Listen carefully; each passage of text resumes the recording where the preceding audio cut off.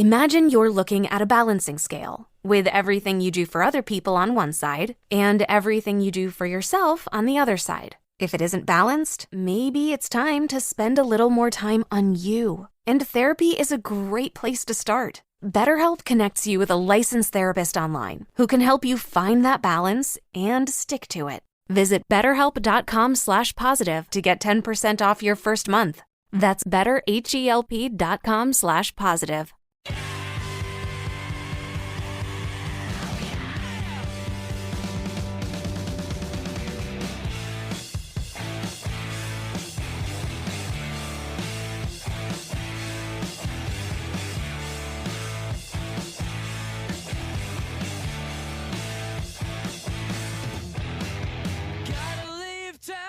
All right, welcome in, everybody. It's Sports Daily right here on KFH. Glad to be here with you. Jacob Albrock, Tommy Castor, Jad Chambers producing. Paul Savage jumps onto the program here to help us with another induction into the Wichita Sports Hall of Fame. Paul, there's your setup. Take us away. Good to be with you. Tommy, how was the vacation? It had to be pretty darn good, I imagine. It was great. It's good to be back. I'm happy to be back here. A little bit more tan, though, which is nice. Oh, so I'm on board with that. Well, yeah. You know, I've always heard that you were referred to as a bronze god. I don't know if there's any truth to that or not, but anyway, we're glad to have you back. Hey, guys. Thank you. Today's a really special day. You know, it's not often we get to say we have the best at something. Everybody that I've talked to in the last few months with regards to Sandy Sadler, who we're going to induct into the Wichita Sports Hall of Fame, has said this is the greatest tennis player in history of Wichita State. Well, that's saying something because there's been some pretty darn good ones. And Sandy Sadler is one of those people. So I'm really proud to introduce this lady. Sandy Sadler, while she was at Wichita State, was one of the top collegiate tennis players in the country. Get this, guys. She won 4 consecutive singles championships, Missouri Valley championships, and 4 consecutive doubles championships. That's 8 total championships. That's all you can win. You know, you can't win any more than that. That's pretty good. And Sandy Sadler is considered the greatest Wichita State tennis player of all time. She's already been inducted into the Shocker Hall of Fame. So it is with great pleasure we welcome to the show Sandy Sadler, the latest Wichita Sports Hall of Fame inductee. Sandy, welcome to the show. We're just so proud to have you. Thank you so much. It's quite an honor. Well, I just wanted to say this, that congratulations, and I would like to know one special thing about you is what is that one person, maybe 2 or 3 people that were so special in your career? Not everybody gets to a Hall of Fame by themselves. Most have a lot of help along the way. Who's that 1 or 2 special people in your life that helped you get to the career that you had at Wichita State? Well, there's probably more than 1 or 2, but I would say, first of all, my high school coaches really encouraged me to pursue tennis. And then when I got to college, I had an amazing team. We had a lot of fun. We had a coach, Jay Lauterbach was my coach, and he was phenomenal. He was a really, really good coach, really good encourager, motivator. He gave me confidence and that I didn't even know I had. But yeah, I would say my coaches, my family supported me.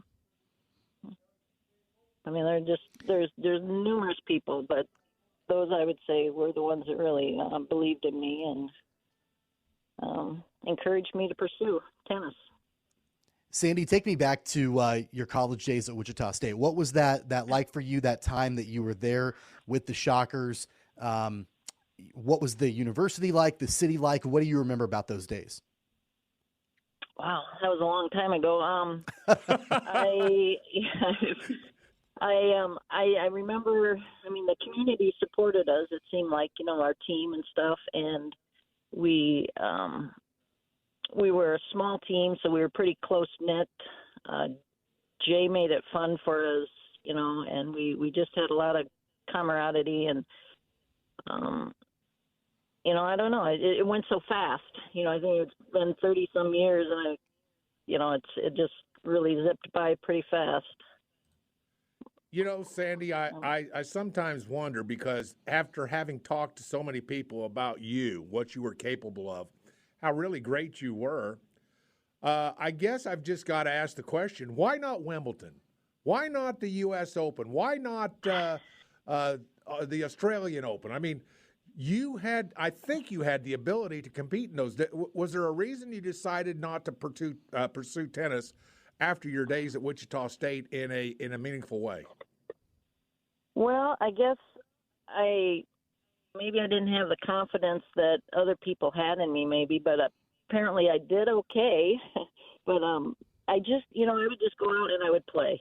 I wouldn't think about, making records and beating records, and I would just go play and do the best I could for my coach and my team. I thought about maybe pursuing it, but I kind of got swept off my feet by my husband, and we ended up having a family. We have 5 kids, and got busy with that, I guess. Sandy, let's talk a little bit about the accomplishments during your time at Wichita State. Of course, winning 4 Missouri Valley championships in singles and 4 Missouri Valley championships in doubles. What was the competition like back then, and what do you remember most about competing at that level? Like I said, I would just go out and play. I wouldn't think, anybody was, better or worse or whatever. I would just play. I never really thought about, like I said, breaking records and stuff. I just, I don't know, it's a long time ago, but I just did the best I could. Well, what's the difference between tennis today that we'll watch on TV, that we will watch at Wimbledon or the Australian Open or whatever tournament it might be? What's the difference, the main difference between tennis being played today and tennis that was played while you were at Wichita State? They look really, really good. I don't know if I could have competed with somebody like, somebody that's playing at Wimbledon. I don't know. They look really good. Well, you are way too humble because you just don't win 8 Missouri Valley championships in a career and say, you don't think you can compete with them. I know we've interviewed people before in tennis, and a lot of times they talk about there's almost a difference between the power of the serve and the power of certain volleys. There's a lot of things going on in tennis that are becoming strength-wise.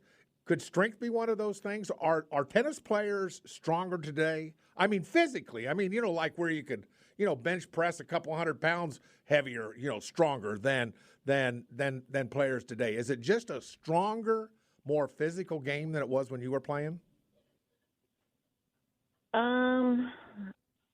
It kind of looks that way. I don't know. I don't know. It's been a long time since I've played at that level, and I watch players today, and it just seems like they're hitting the ball a lot harder than I remember ever hitting it. I don't know, because I'm not at that level anymore, so I really don't know. Sandy, what does this accomplishment, this accolade, mean to you, being in the Wichita Sports Hall of Fame? As far as from an emotional perspective, knowing that you're being inducted in this Hall of Fame. Talk a little bit about what your feelings are around that. Quite frankly, I was really surprised, but I really am thankful. I mean, it's quite the honor. I'm sure there's others that deserve it, but I really appreciate you guys thinking of me and honor me with this. Well, I'm just stunned a little bit because you're great. I mean, that's what everybody tells me. You're the best there is at Wichita State, according to all the people that I interviewed at the Wichita State athletic department. And so we're really, really proud to have you in this ceremony. And Tommy, do you mind? Is it time to go ahead and do the induction? Is that all right with you? Yeah, go for it. Do your thing. All right. Well, here's what we're going to do right now. We're going to induct you officially into the Wichita Sports Hall of Fame, Sandy, and I have your plaque right here. Normally we would have our cameras up and working, but we're having some problems today, and we will get it on camera here just in a little bit. but I just want to take this time and say how proud we are of you and what you've done. And so at this official time, Sandy Sadler, you are going to be inducted into the Wichita Sports Hall of Fame, and I'm holding your plaque up right now while we're streaming. And I just want to tell you, congratulations. You are now officially inducted into the Wichita Sports Hall of Fame with all the prestige and power that comes with this title. And congratulations, Sandy. You are officially inducted in the Wichita Sports Hall of Fame. Congratulations. It couldn't happen to a better tennis player. I'm telling you that right now. Well, thank you. Really appreciate that.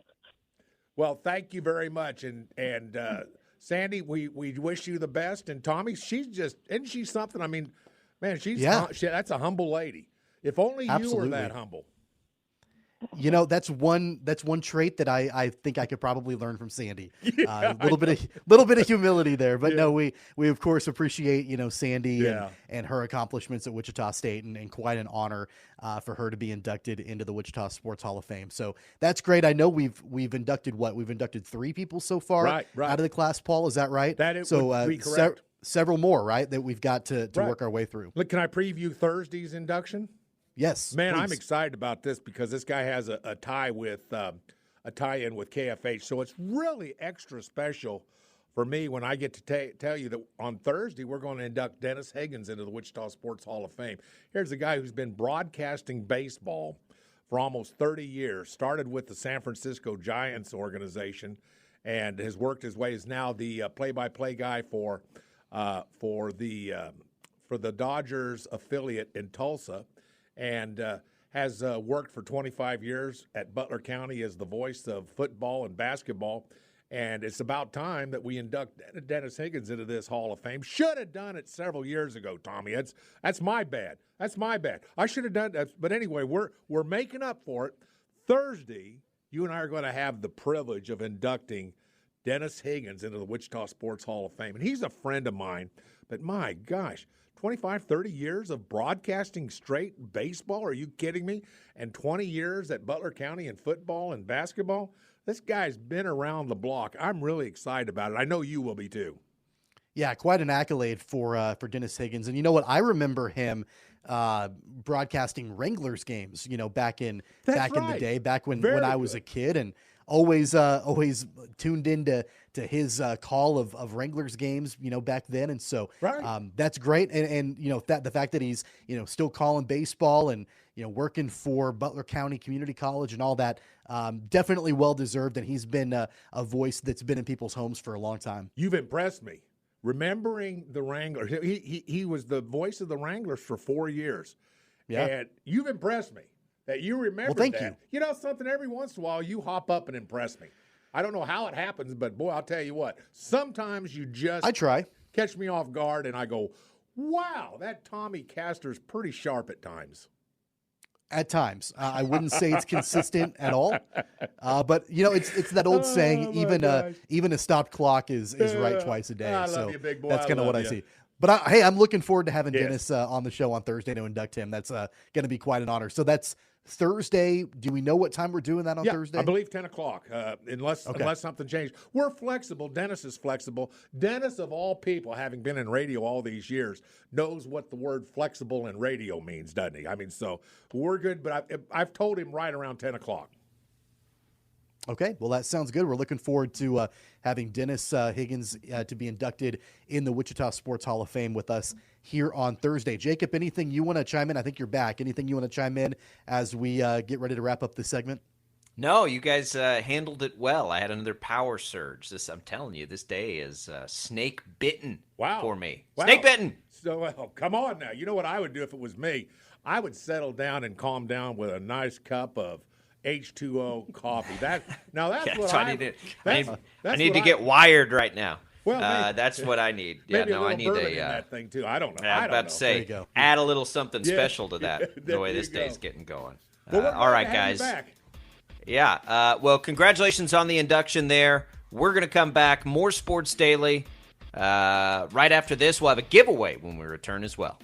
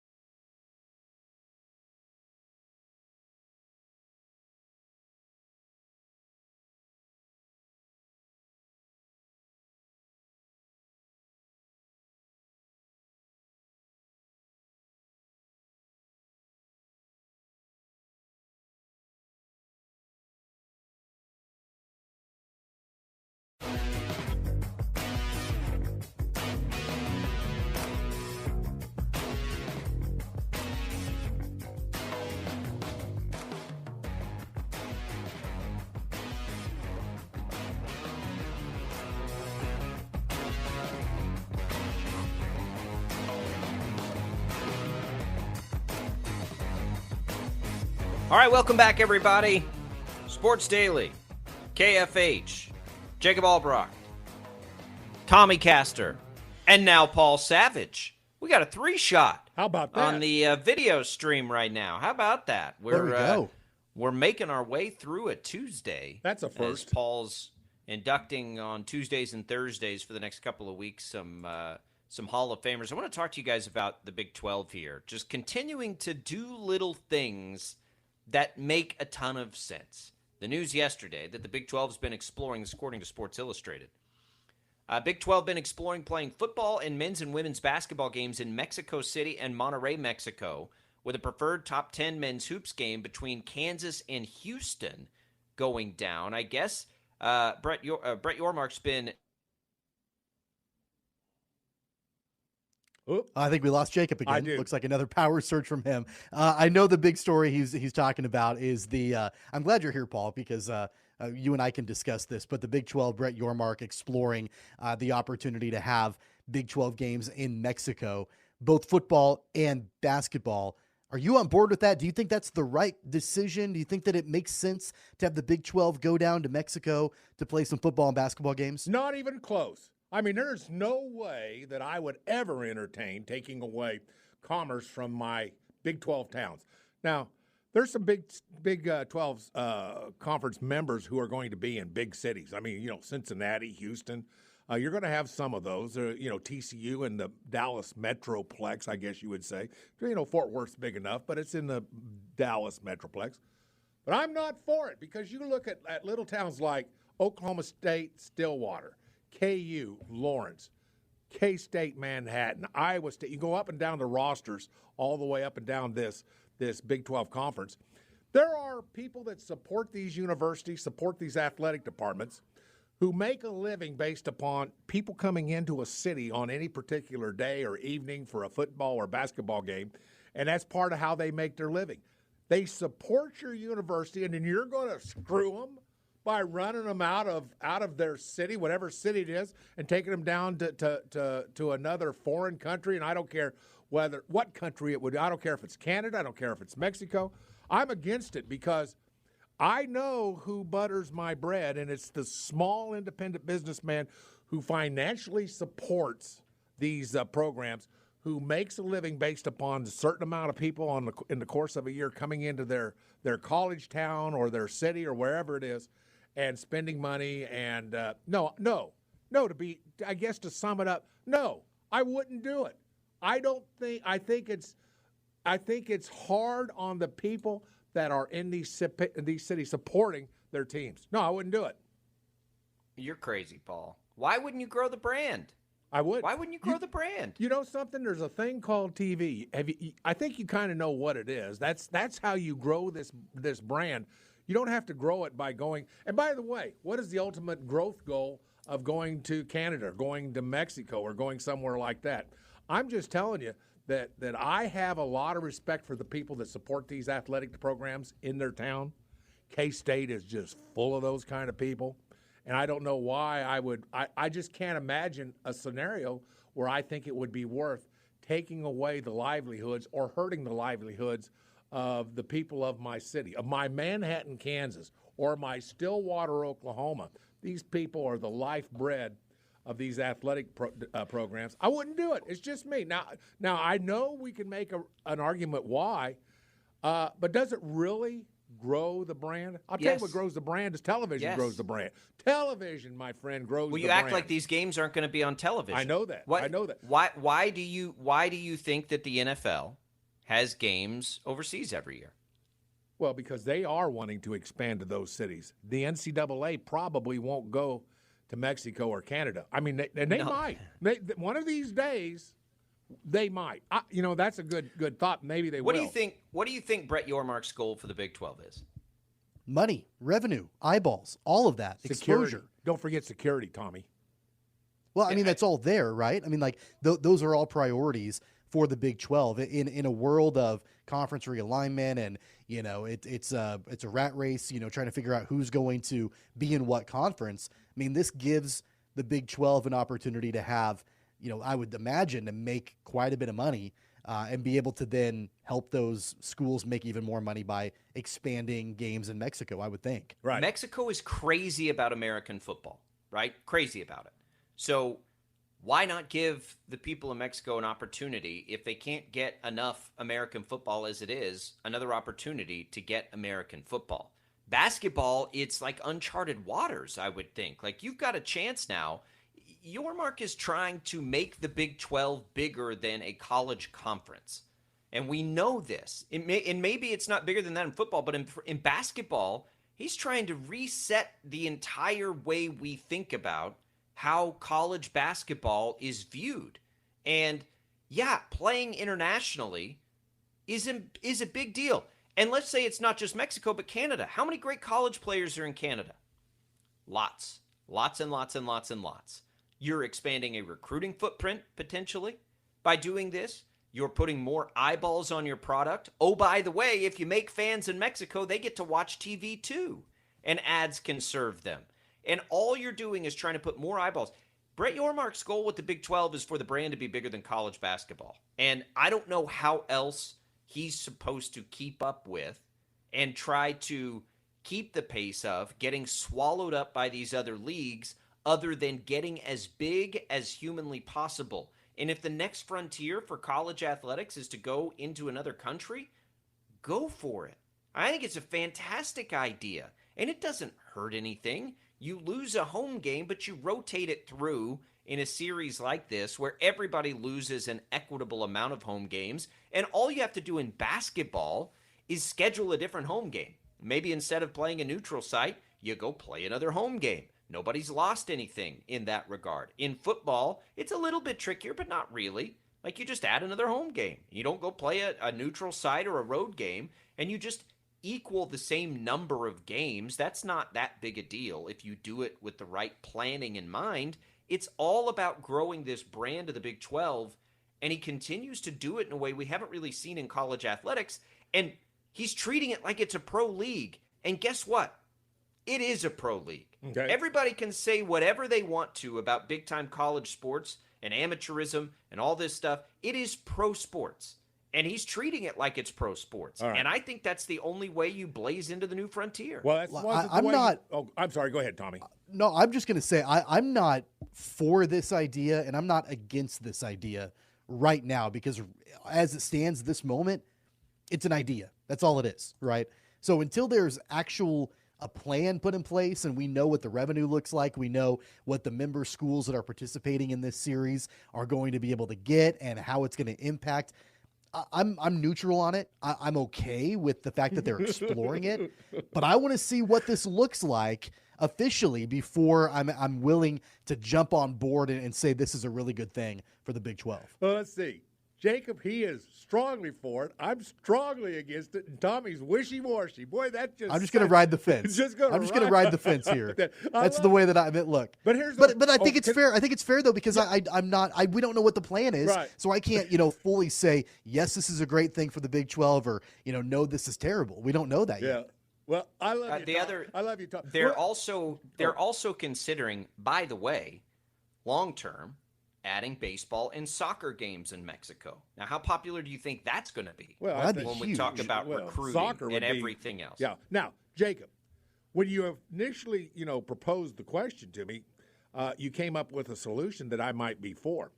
I'm not for distracting from home games because of my feelings for the love of the family businesses within a community with a university in it. Who rely on that university and rely on people coming to town and supporting their team. I'm not for taking away from them, but you made a comment. And let me tell you what I would be for that you brought up. You didn't initially bring it up. You said it was just going to be a subtraction. Wouldn't you love to give up a game? No, I wouldn't love to give up a game. I definitely didn't say that, but go ahead. I would guarantee you I'm for adding a game. Now, if you want to add a game to Mexico City or Toronto or wherever you want to go, wherever you want to go, I'm for it. Go to Germany if you want to add a game. I'm not for subtracting a game from any of these businesses or from the life of the city, the lifeblood of a city for some of these schools. I'm not for that. I'm not for taking away. You want to add a game? So are you not for, Paul, KU basketball playing in the Champions Classic when it's in Chicago against Duke early in the season, because that needs to be a home game against Emporia State for all the local businesses? Well, I guess we can figure that out. Basketball's another story because there are so many games. It's literally the same thing. Well, it's the exact same thing. Okay, you're playing a neutral site game early in the season. Okay, so maybe that's okay because it is basketball. They're going to have so many dang home games as it is. I get that, but football's another thing. You know, most normal schools, have basically 6, no more than 7 home games per season. You want to take one of those away? I'm not for that. You want to add one? Baby, I'm on board. You want to add a game? I'm there with you, Jacob. I'm there with you. I'm your biggest supporter if you want to add that game. There's a lot of logistics, though, from the football perspective, right? Like, it's not just as simple as, hey, we're going to add a game. We're going to add an early season game, right? Because you're already – we're talking about a college football playoff that you're going to potentially – teams might be playing in more games because of that, extending out the college football season. Like, it's not just as simple as, oh, yeah, let's just add a game in Mexico. So I've got no issue with the basketball perspective. Teams go overseas all the time, right? Like, sure they do. Like a lot of those early season tournaments, like ones in the Bahamas – people are going to Maui. Like they're all over the place, right? That's right. And so I don't have an issue with that whatsoever. But football will require a lot more planning and a lot more logistics in place to make sure that works out. Tommy, they can do that. There's no. I mean, that's what they do. They can do that, and I'm all for that. The question is, do you want to have these kids playing another game? I don't have a problem with that either. Kids are getting bigger, faster, and stronger if they feel like physically this is a class of young men. And then when I say class of young men, I'm talking about that age, 18 to 22, 23, whatever the case might be. These are young men in their primes. I believe they could probably play another game. I think that would be a good way of doing it. I'm just not for taking away. I am for adding. I'm for more. I am for a lot more if you can get it. And I'm for You're overthinking it. You're overthinking it. I'm overthinking it. Boy, that's never been said about me. In 2021, Kansas State opened the season at AT&T Stadium in Arlington against Stanford. They're already doing this. They just did it in Arlington instead of Mexico City. But they're not adding that game. But they're not adding. I'm for adding a game. What are you? But it's already happening. What are you talking about? In 2021, Kansas State started the season on a neutral field. Now, they could have very easily scheduled a cupcake at the Bill, but instead they scheduled a neutral site game. Were you furious that they did that and took that home game away from the local businesses? Yeah, well, I wouldn't be happy about it. I don't remember, it being a big point of contention when it happened. I probably would have if it had been. Well, no, we were all excited about it. We're like, oh, that's cool. They're going to play Stanford, and they're going to play them at Cowboy Stadium. The point is that yeah, you would be excited for it. But framed in the way of this conversation, it's almost like a different topic. I don't remember it being pointed out. It's not being framed anyway. They're just trying to play a game overseas. Yeah. So in football, instead of playing SEMO on September 2nd and whatever, you play somebody in Mexico City. Yeah. Now, I think the goal is to do this with conference games. So you've got to rotate it, right? Which is what they do in the leagues that do this. You just rotate it to where it's equitable over a 4 or 5 year period. Right. And then everybody plays that game neutral site. There's also, by the way, for the university, I'm sure revenue sharing involved in something like that. But for the businesses, you might take a 1 year hit, but over 4 or 5 years, you're not taking any different a hit that you would have taken when they schedule home and homes with every school. Don't have a problem with it. As a matter of fact, I can see where even adding this game might be advantageous. And the reason it might be advantageous, as I can see it right now, is that most conferences and the Big 12 is soon going to be one of those schools where you can't play everybody. We're lucky in a lot of ways to see the Big 12 play everybody. Everybody plays everybody in football. Everybody plays everybody twice in basketball. That's a beautiful thing. I really like that. But the day's coming where that won't be possible. And with this ruling, if this was between two conference teams, okay, I'm on. I like that. You play that extra game that takes two teams. And I even like that better. Not some non-conference, not somebody against the SEC or you're playing a Big Ten team. Play somebody else in your conference that isn't normally on your schedule or won't be on your schedule for that given year. Play that game. Play that game with the conference. I'm for that.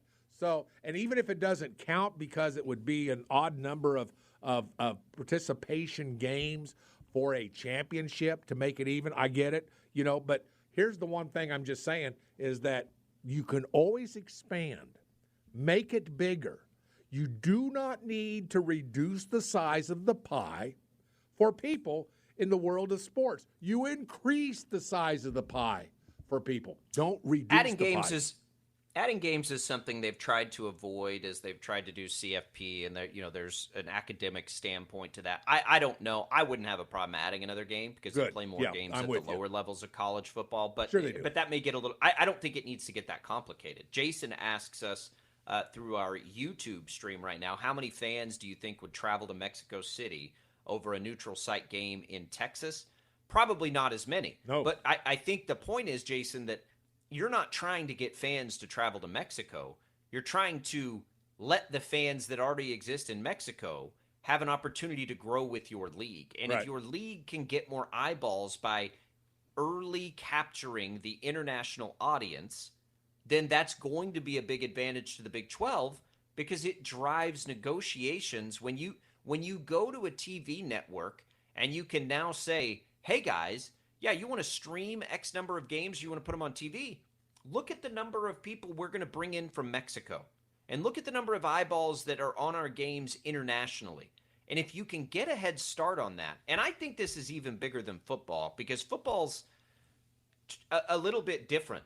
But what's interesting to me about this is the basketball and the other sports components to this because we know that Yormark wants to break out basketball into a separate negotiation, which I totally agree with because he wants to expand, he wants to grow that league, do all these things so that this is a totally separate negotiating piece.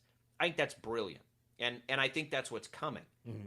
Now, if you can do that in tandem with a bigger footprint, Tommy, I think that you just enhance your ability to do that, and I think in the end, that's a goal of all of this. I think they want this massive basketball brand that they can take to the table separately that would really amplify the league where it's never going to keep up in football. It's just not.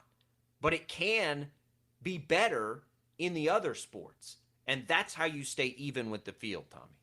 The only hesitation that I think that I have on the football front of it, and that I think that some fans probably would have, it's not even a revenue piece, not even the amount of money potentially being lost by losing a home game. It is if you believe in a competitive advantage playing at home in front of your fans. That's about the only thing that I think that you could raise that, because look, and we've talked about the NFL, right?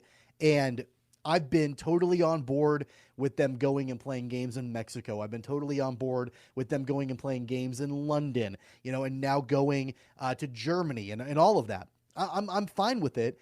And then we saw that the Chiefs are playing in Germany and they're losing a home game. And it's not a revenue thing for me. It's like, man, I really would have loved to have another game in Arrowhead because there is a competitive advantage, I feel like, by playing in Arrowhead, right? So I don't know how much that translates into the college game, but I do think that is another aspect of it where it's not just about the money necessarily. I get the fact that you're growing the brand and you're expanding the potential fan base and all of that. I just wonder if, some of these teams, at the end of the year would think, man, that might have been a different outcome if we'd actually played that game at home rather than playing it in Mexico City or wherever. Right. Well, I think Paul, yes. On that. So I think what's interesting about that, and it would be different than the pros. I think in the pros as a fan, that your reward on that is a little bit different. But if you're let's say you're a Kansas State football fan and you know that the long-term implications for your program are to gain more resources in NIL, in a TV contract, whatever it is that could long-term help you land better players. Don't you think that slight, loss of maybe you don't get to play Cincinnati at home this year. You play them neutral site instead. Don't you think that slight in the schedule, in the big picture, if you created NIL opportunities out of boosters in another country because you were the first there that they fell in love with, don't you think that reward is far greater than the risk? No, right. Yeah, look, I'm not debating with you on the reward aspect of it. I think that the reward aspect of it is there with dollars and eyeballs and all of those things that Brett Yormark is looking to gain. I think it's all there. I don't have an issue with that whatsoever, but it's not all reward and no risk. There is a little bit of risk there, even from a competitive on the field action standpoint. There is a little bit of a risk there that, the reward probably does outweigh it, but we won't know that until we actually get into it. Paul, the Osos of Baylor going to be playing in Mexico City someday. Right, Osos is Spanish for bears, yeah, Paul. Yeah, I didn't know that. Well, that's pretty cool. Well, here's the thing. That'll be fine with me because everybody will be doing it. Somehow it'll be equitable, and somehow it will be made up for those who support the teams on a local basis. It's going to happen. I'm not so naive. I'm no naive rube that you guys think I am. I'm not that guy. I get it. It's going to happen. It's going to happen whether the little small mom and pop businesses of every college town in America like it or not. It's coming, baby. Buckle down. Figure it out. Figure out a way to monetize it, but it's going to happen. I think it's a great idea and at the forefront of what, if Big 12 does this, everybody will follow. I mean, they will. They'll do it because there's something there. I don't think it's on accident. All right, let's take a quick break. 869-1240 is the number to call.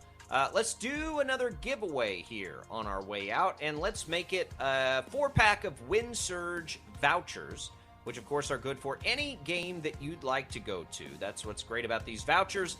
You call in, be our first caller to the IHOP hotline, 869-1240, and you can get vouchers, a 4-pack, to see a WinSurge game of your choice. That's courtesy of Sports Daily and KFH. Jad will get us a winner. Tommy, Paul, Jacob, we'll all be back with more right after this.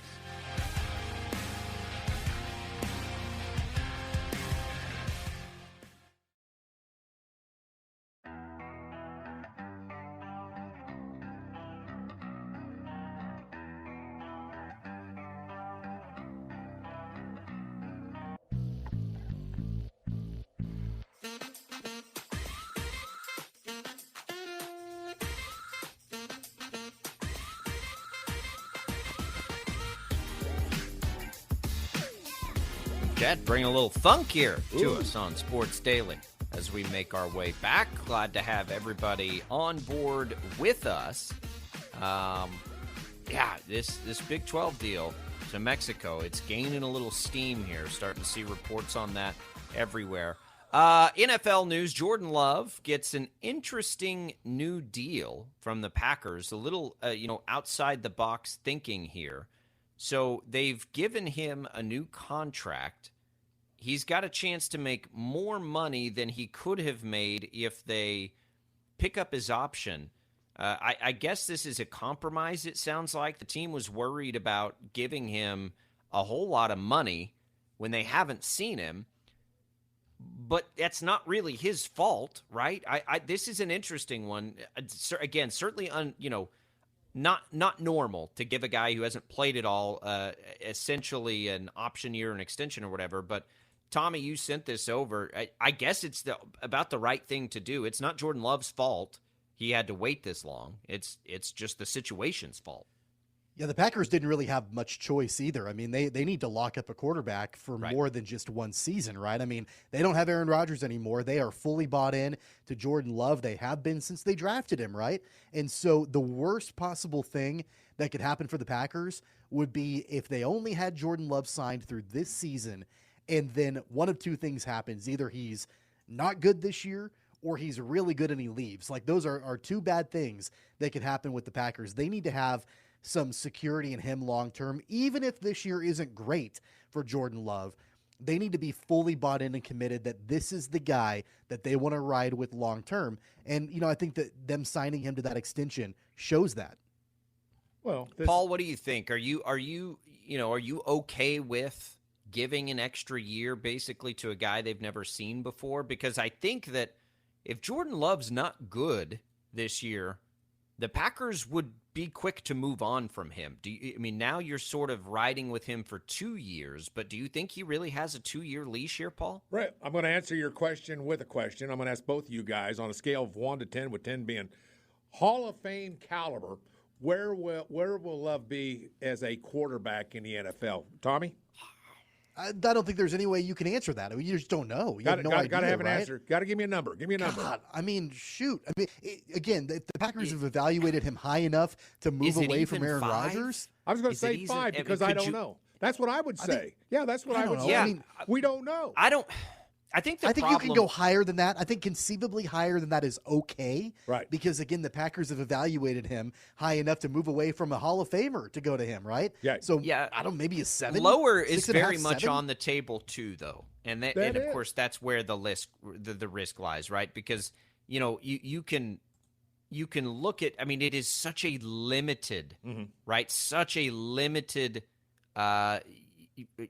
example and thing to look at this year. What did he have last year? Like one game where he got a start, basically. Was it even that? No, it was sort of quarters of a game, right? Like he didn't have any game where he threw it more than 9 times last year. And then in 2021, he had the one start. It was against the Chiefs, right? And it wasn't good. And then he had a game late in the year where he was, he threw it 17 times. I don't know what we're supposed to, what we're supposed to guess at. The Packers get to see this guy all the time, but they don't even have, much of a sample size to look at. Yeah, it's hard to assess it though too, because keep in mind, it's fairly similar to what the Chiefs did with Patrick Mahomes. I know Jordan Love has been on the bench for longer than Mahomes was, and Alex Smith is no Aaron Rodgers, so don't mistake that. But it'd be the same kind of thing like back in 2018. Us saying, well, is Patrick Mahomes on a scale of 1 to 10, Hall of Famer? You don't know. Yeah. You don't know that. You have an idea that he's going to be pretty good. But Patrick because Mahomes of the way had that a he's much been better evaluated. pedigree. Don't you think Mahomes had a much better pedigree coming in right. than Jordan Love?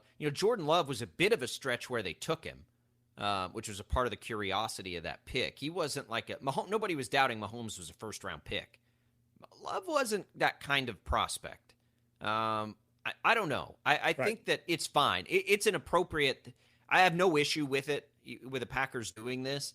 I just wonder, and maybe they are totally okay with a 2-year leash on Jordan Love, but, man, when you're trying to rebuild, if he's not any good this year and you're committed to the money for 2 years, that's going to be tough to swallow. Right. Right now, everybody's looking at the Aaron Judge factor on signing these guys, because look what happened with the Yankees. It cost them, $150 million over the course of a contract, so everybody's looking at it.